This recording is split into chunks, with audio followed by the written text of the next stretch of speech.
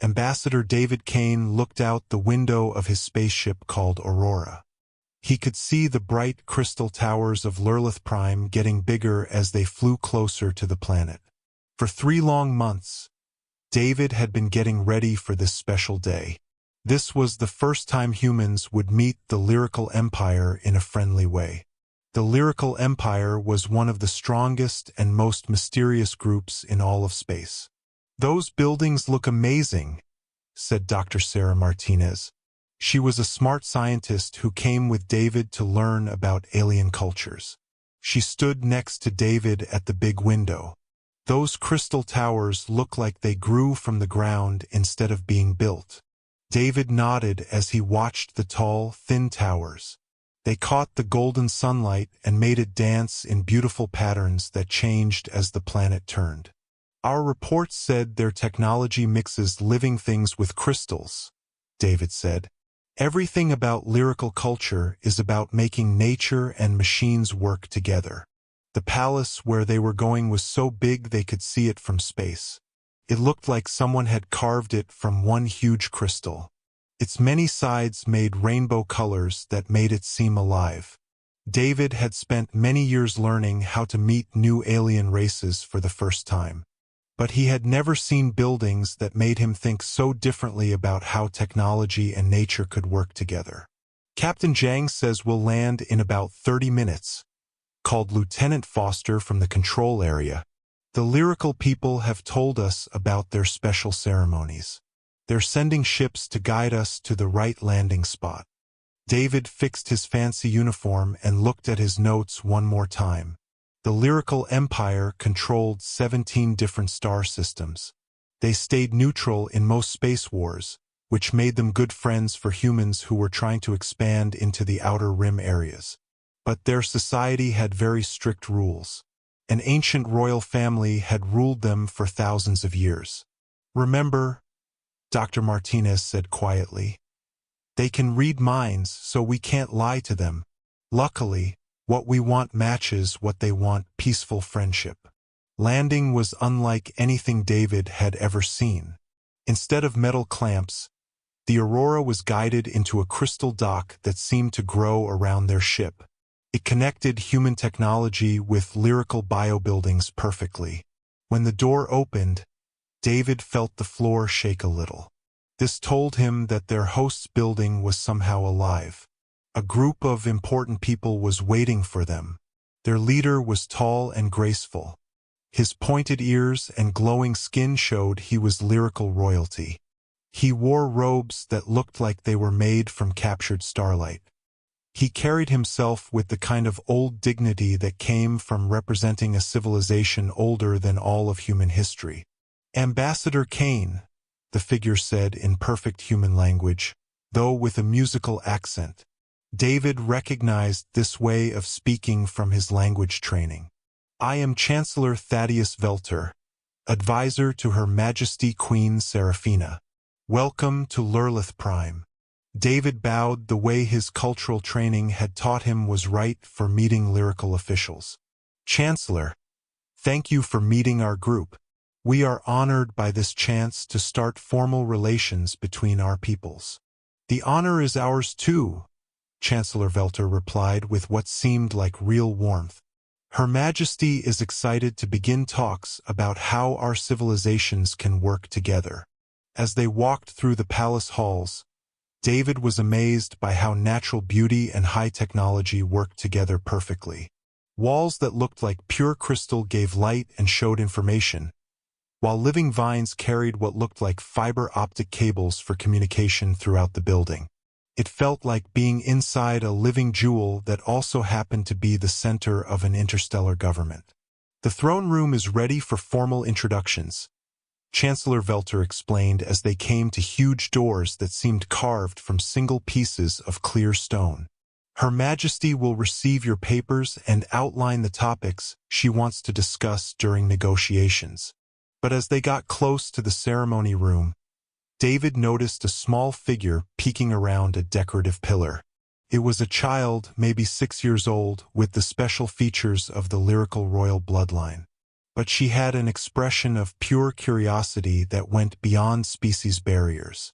When their eyes met, the child quickly hid behind the pillar, but David caught a glimpse of bright intelligence and barely controlled excitement. "Chancellor," David said carefully, "are children usually present during diplomatic meetings?" Chancellor followed David's look and sighed with what sounded like loving frustration. "That would be Princess Lyra. She has become quite interested in your group's arrival, despite our best efforts to maintain proper rules." David found himself smiling despite the formal situation. "Princess? I didn't know Queen Seraphina had children." "The royal heir," Chancellor confirmed, his voice becoming more serious. "Her existence is not widely known for security reasons. The princess is curious about species beyond our own." As if called by their conversation, the child appeared again, this time coming closer to the diplomatic group. David could see that she had the same otherworldly beauty as her people, but with an added quality of youthful wonder that made her seem to glow with inner light. "Your Highness," Chancellor Velter said gently but firmly, "the ambassadors have important business with your mother. Perhaps you could watch the ceremony from the family area." Princess Lyra looked directly at David with eyes that seemed much older and smarter than her young age should allow. She spoke quickly in lyrical language that David's translator made into a question about whether humans really came from a world covered in water. "Some of it," David replied automatically, then realized he had just started unauthorized diplomatic contact with the heir to the lyrical throne. Chancellor Velter's expression showed both diplomatic worry and obvious love for the princess. "Your Highness, Ambassador Kane has many important matters to discuss with your mother. Perhaps your questions about humans can wait until after the formal proceedings." But Princess Lyra was clearly not satisfied with that answer. She said something else in lyrical, her tone carrying the unmistakable quality of a child who had discovered something fascinating and had no intention of being stopped from learning more about it. "She asks," Chancellor translated with obvious reluctance, "whether you have children of your own on your water world." David felt an unexpected tightness in his chest at the question. His career had taken most of his adult life, leaving little time for personal relationships or family. "No, Your Highness, I don't have children." Something in his voice must have said more than he meant, because Princess Lyra's expression changed from curiosity to something that looked almost like concern. Before Chancellor Velter could stop her, she stepped closer to David and said something in her musical native language. She says, the Chancellor translated with obvious surprise, that she thinks that's very sad and that human children would be lucky to have you as their father. David stared down at the small princess, struck by the unexpected wisdom of her observation. In that moment, something passed between them, a recognition that went beyond species barriers and diplomatic rules. "Thank you, Your Highness," David said softly. "That's one of the kindest things anyone has ever said to me." As palace guards gently guided Princess Lyra toward the family gallery, David found himself looking forward to the formal ceremonies with new interest. This diplomatic mission was clearly going to involve more than just treaty negotiations. The formal introduction to Queen Seraphina was even better than David's high expectations. She was tall and royal, with the kind of presence that commanded attention without effort. Her silver hair fell past her shoulders like liquid starlight, and her eyes changed color from deep blue to emerald green depending on the angle of the crystal chamber's lighting.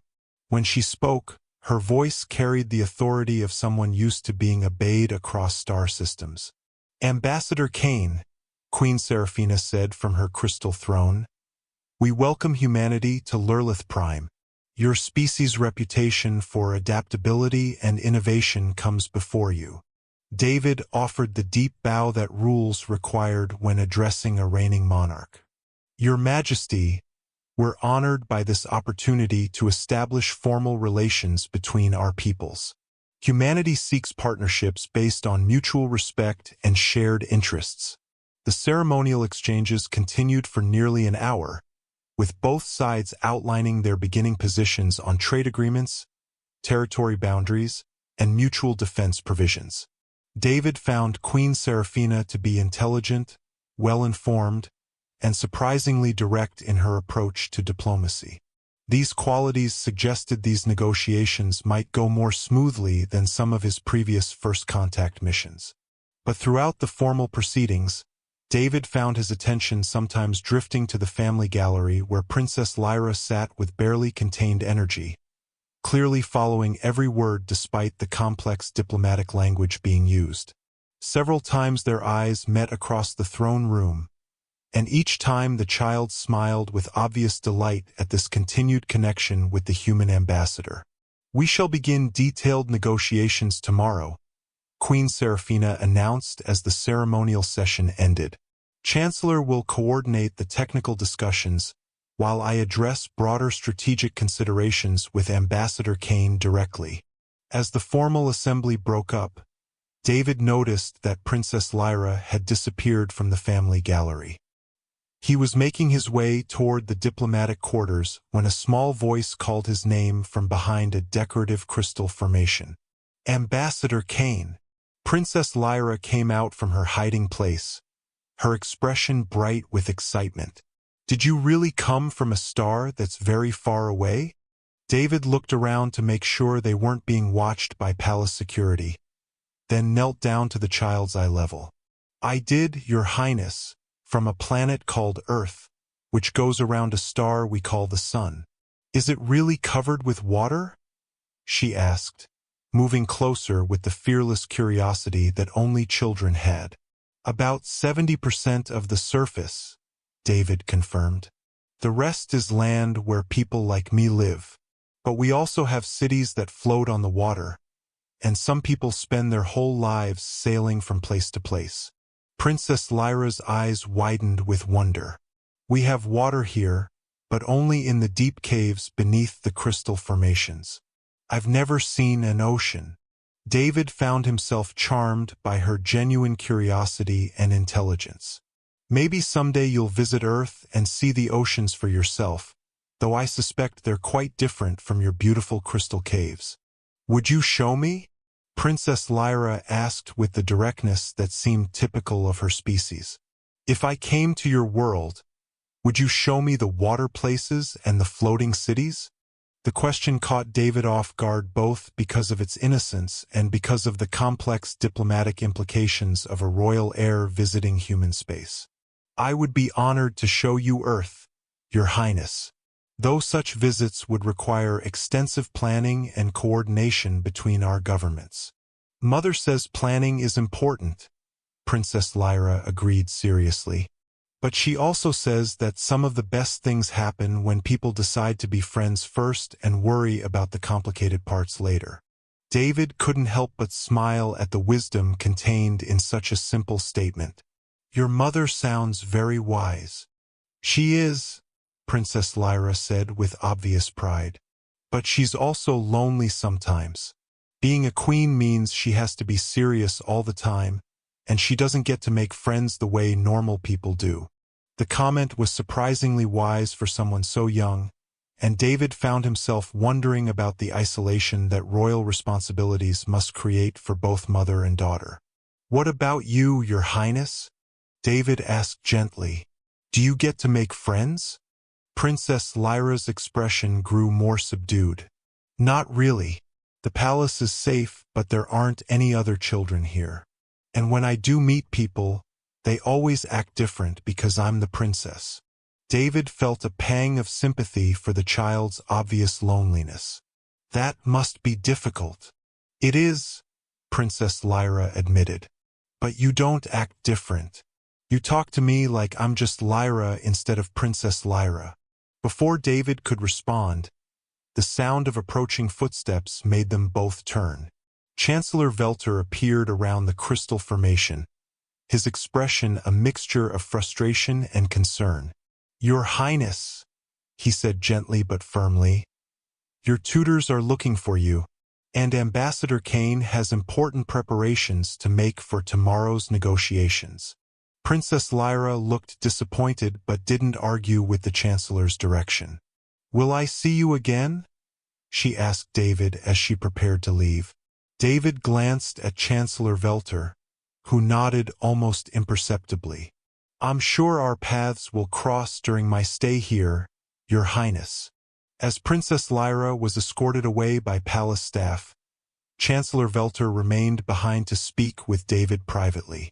"Ambassador," he said carefully, "I should mention that Princess Lyra's interest in your delegation is unusual. She's typically quite shy around strangers, particularly off-worlders." David considered the Chancellor's words, sensing there was more to the statement than simple observation. "She seems remarkably intelligent and curious for her age." "Indeed," Chancellor Velter agreed. "Perhaps too much so sometimes. Her Highness has been asking questions about humanity since your arrival was announced. She studied your species' cultural databases and insisted on learning basic standard language." "That's impressive dedication," David said, though he was beginning to wonder why a young princess would show such specific interest in humanity. "There's something else you should know," Chancellor continued, his tone growing more serious. "Princess Lyra's telepathic abilities are unusually strong for her age. Most lyrical children don't develop significant mental capabilities until they become teenagers, but she's been showing advanced empathic sensitivity since she was very young."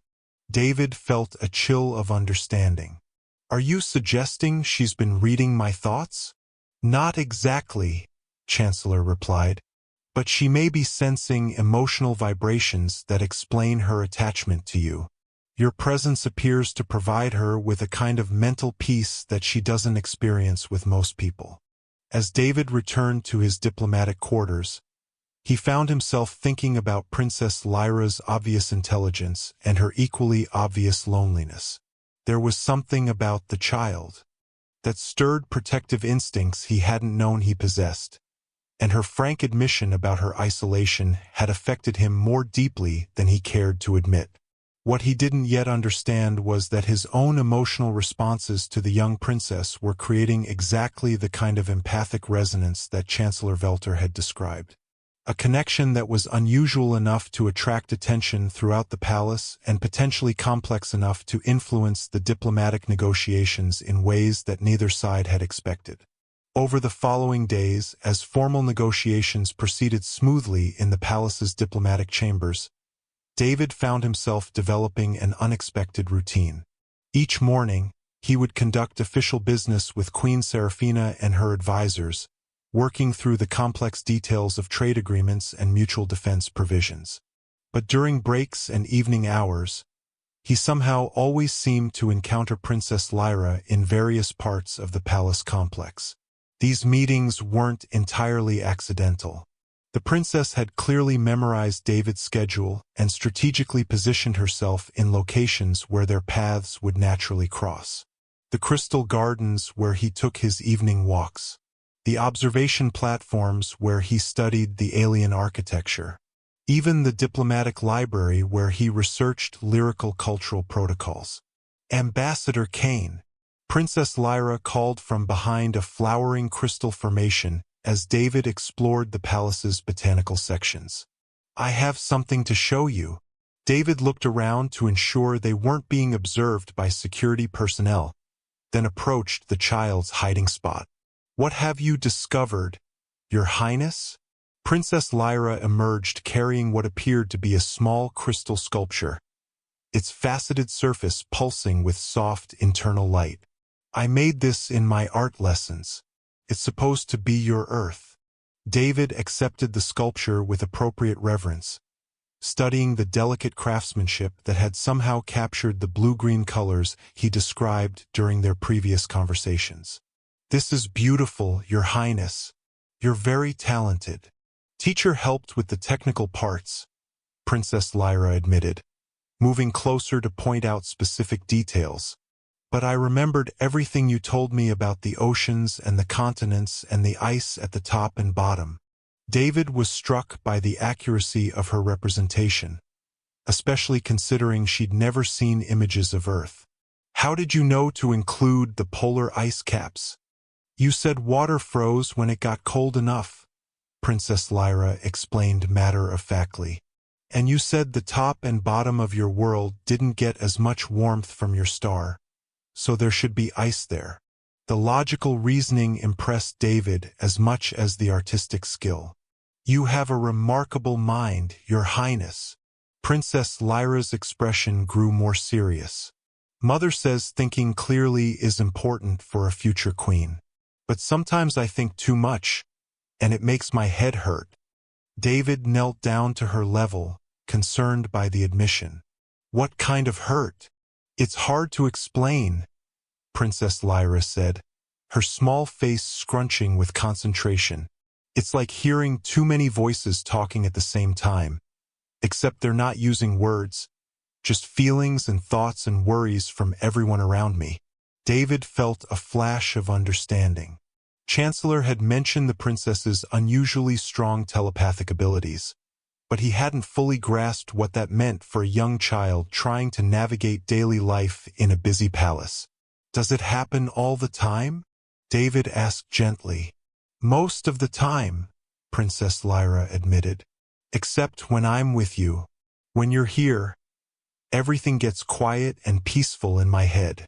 The revelation explained much about the child's obvious attachment to him, but it also created a new set of concerns. If his presence was providing telepathic relief for the princess, there were implications he needed to understand better. Your Highness, David said carefully, have you told your mother about these quiet moments when we talk? Princess Lyra shook her head. Mother has so many important things to worry about. I didn't want to bother her with something that makes me happy.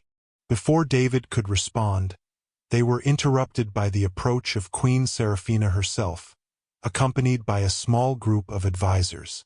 The Queen's expression was unreadable as she took in the scene of her daughter sharing a private conversation with the human ambassador. Lyra, Queen Seraphina said gently but firmly, what have we discussed about interrupting Ambassador Kane's personal time? Princess Lyra immediately looked sorry. I'm sorry, Mother. I was just showing him the earth sculpture I made. Queen Seraphina's eyes moved to the crystal artwork still in David's hands, and her expression softened slightly. That's lovely work, darling. I'm sure Ambassador Kane appreciates the gesture. Actually, Your Majesty, David said, rising to address the Queen directly. I've been hoping to speak with you about Princess Lyra. She's mentioned experiencing some discomfort related to her developing telepathic abilities. Queen Seraphina's attention sharpened immediately. What kind of discomfort? David glanced at Princess Lyra, who nodded encouragingly. She describes it as hearing too many mental voices at once. Apparently, my presence provides some relief from the overwhelming input. The Queen's advisors exchanged meaningful glances while Queen Seraphina studied both David and her daughter with growing interest. Lyra, is this true? When Ambassador Kane is here, the noise in my head goes away, Princess Lyra confirmed. It's like being in a quiet room instead of a crowded marketplace. Queen Seraphina was quiet for a long moment, clearly processing this information and its implications. Ambassador Kane, would you be willing to accompany us to the palace's telepathic research center? I believe our specialists would be very interested in understanding this phenomenon. The next hour proved to be one of the most fascinating of David's diplomatic career. The lyrical telepathic research facility was unlike anything in human science. A combination of advanced technology and trained empathic specialists who could measure and analyze psychic phenomena with remarkable precision. Most humans provide some degree of telepathic interference, explained Dr. Velanise, the chief researcher, as she monitored Princess Lyra's mental activity during David's presence. Your species' neural patterns naturally resist psychic intrusion, but Ambassador Kane's mental barriers are unusually strong and stable. Queen Seraphina watched the diagnostic displays with obvious fascination. Strong enough to provide significant relief for Lyra's sensory overload? More than that, Dr. Velenise replied, adjusting her instruments to capture more detailed readings.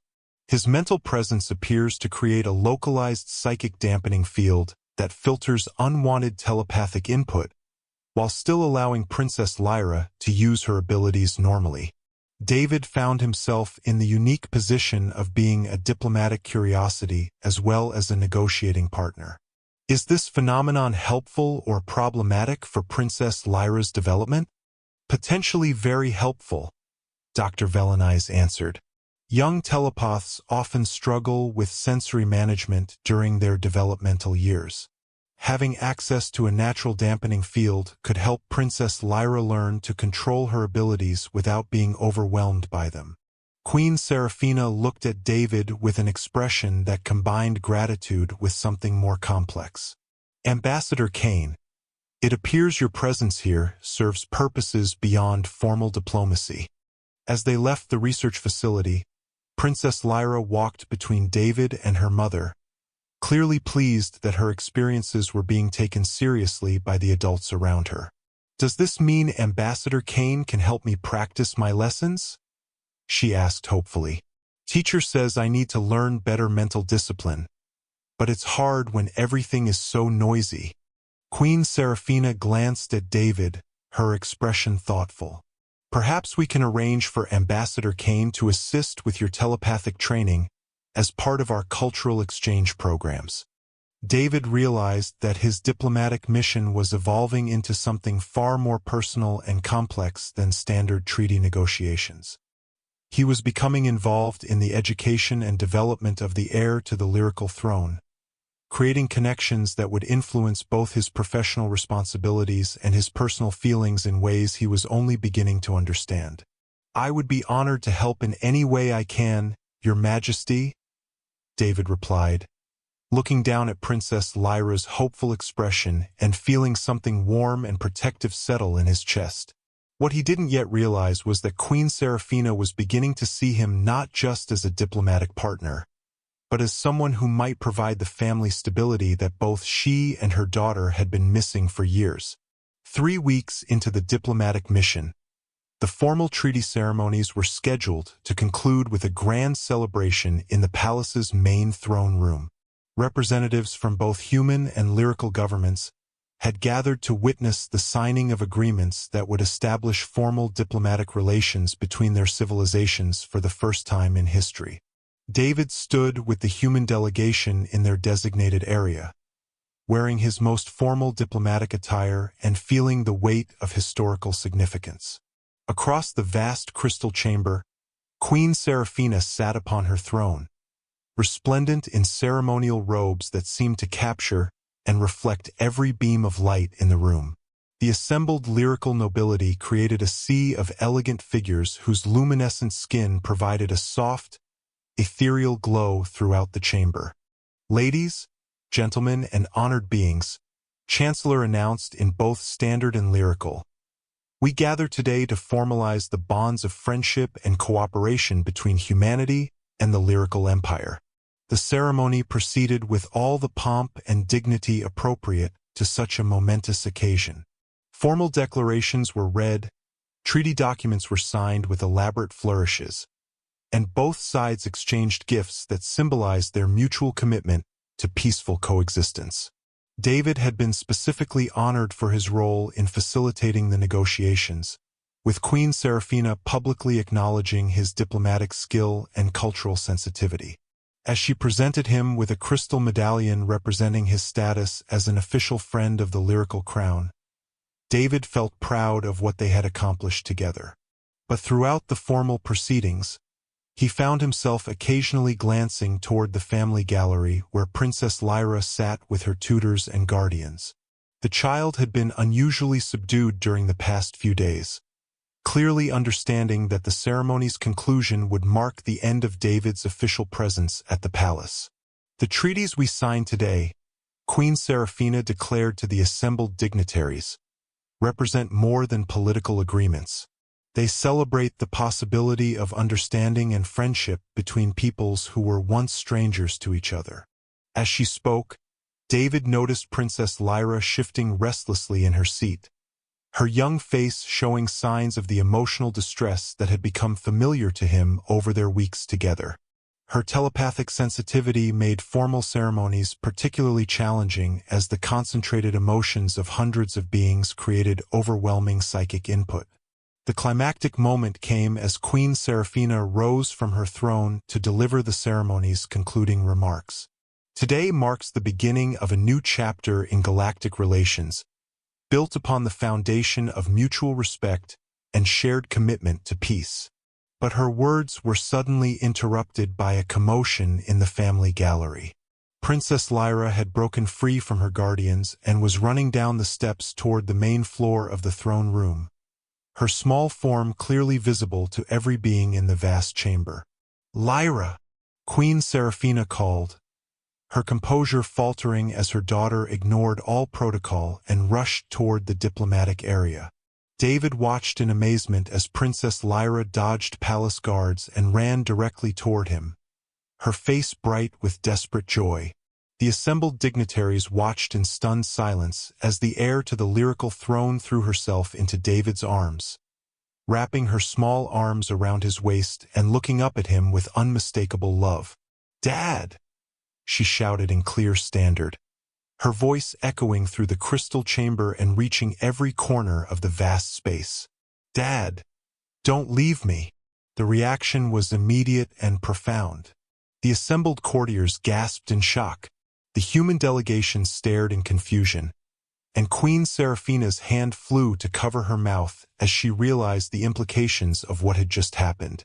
David himself stood frozen, holding the child who had just publicly claimed him as her father in front of hundreds of witnesses from both species.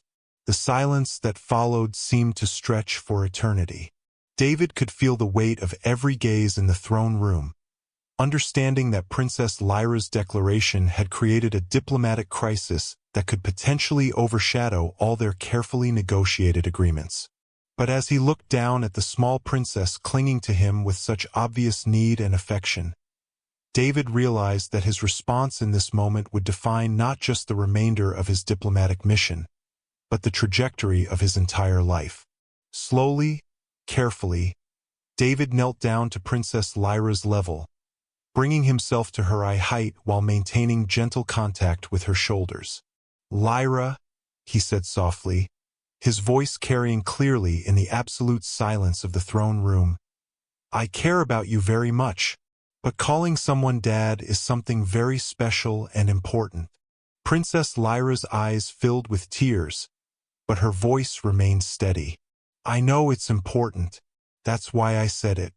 You make the noise in my head stop. You teach me about other worlds. You listen when I talk. You care if I'm sad or happy." She paused, then added with the devastating honesty that only children possess, "That's what dads do, isn't it?" David felt his heart clench at her words, understanding that this child had articulated something he'd been afraid to acknowledge, even to himself. Over the past weeks, his feelings toward Princess Lyra had evolved far beyond diplomatic courtesy or professional interest. He had genuinely come to love her, to worry about her happiness, to feel protective of her future. "Yes," he said quietly, aware that his words were being heard by everyone in the chamber. "That is what dads do." Queen Seraphina rose from her throne, moving down the steps with dignity despite the unprecedented nature of the situation. When she reached them, she knelt beside David and her daughter, creating an intimate family tableau in the midst of the grand ceremony. "Lyra," Queen Seraphina said gently, "do you understand what you've just declared? In our culture, claiming someone as family in front of witnesses carries the weight of legal adoption." "I know, Mother," Princess Lyra replied, wiping her eyes but not releasing her hold on David. "Teacher explained it when I asked about human family structures. I know it's serious and forever and means we're responsible for each other." Queen Seraphina looked at David with an expression that mixed amazement, gratitude, and something that might have been hope. "Ambassador Kane," she said formally, "my daughter has just made a public declaration that, according to lyrical law, constitutes an adoption request. The choice of how to respond rests entirely with you." David looked around the throne room, seeing hundreds of faces watching expectantly, understanding that his decision would become part of galactic diplomatic history. But when he looked back at Princess Lyra, at her tear-streaked face and hopeful eyes, the choice became clear. "Your Highness," he said, addressing Princess Lyra with the same serious tone he would use for any important diplomatic declaration. "If you want me to be your dad, and if your mother agrees, then I would be honored to accept that responsibility." Princess Lyra's smile could have powered the entire Crystal Palace. "Mother!" Queen Seraphina was quiet for a long moment, clearly weighing considerations that went far beyond personal feelings. As a reigning monarch, she had to consider the political implications of her daughter claiming a human as family. But as a mother, she could see the genuine love and care that had developed between David and Lyra. "Ambassador Kane," she said finally, "you have proven yourself to be wise, kind, and genuinely concerned for my daughter's well-being. If you're willing to accept the responsibilities of lyrical family bonds, I would be honored to welcome you into our house." The throne room erupted in murmurs of amazement as the assembled dignitaries processed what they had just witnessed. But David was only aware of Princess Lyra throwing her arms around his neck and Queen Seraphina's smile as she watched her daughter's obvious joy. "Does this mean you'll stay?" Princess Lyra asked, pulling back to look at David's face. "Does this mean you won't have to go back to your star?" David glanced at Queen Seraphina, who nodded encouragingly. "It means I'll need to arrange for a permanent diplomatic posting here on Lurlith Prime. Being your dad is going to be a full-time job." As the formal ceremony resumed around them, with Chancellor Velter skillfully adapting the proceedings to include this unexpected development, David realized that his life had just taken a turn he could never have anticipated. He had come to Lurlith Prime as a career diplomat seeking to establish formal relations between civilizations. He was leaving as something unprecedented, a human father to an alien princess and a man who had found family in the most unlikely circumstances. "Ambassador Kane," Queen Seraphina said quietly as the celebrations continued around them, "I should mention that lyrical family bonds are considered sacred and permanent. Are you certain you're prepared for that level of commitment?" David looked down at Princess Lyra, who was showing off her crystal earth sculpture to amazed human diplomats, clearly proud to introduce her new father to her creation. "Your Majesty," he replied, "I've spent my entire career building bridges between different worlds, but I think the most important bridge I've ever built is the one between my heart and your daughters." Queen Seraphina's expression softened with what looked like profound relief. "Then welcome to our family, David Kane. I have a feeling this is the beginning of something extraordinary." As the celebration continued late into the lyrical evening, David found himself surrounded by new family, new responsibilities, and new possibilities he had never dared to imagine. Princess Lyra remained close to his side throughout the festivities, occasionally looking up at him with the kind of complete trust and love that made him understand why people chose to become parents. The peace treaty between humanity and the lyrical empire was successfully concluded. But the real victory was much more personal. A lonely diplomat and an isolated princess had found each other across the vast distances between species and cultures, creating a family that would serve as a living symbol of what was possible when different peoples chose to open their hearts to one another. When Princess Lyra finally fell asleep during the late evening celebrations, curled up in David's arms with complete contentment, he realized that he had discovered something more valuable than any diplomatic success. He had found his purpose, his family, and his home among the crystal spires of an alien world.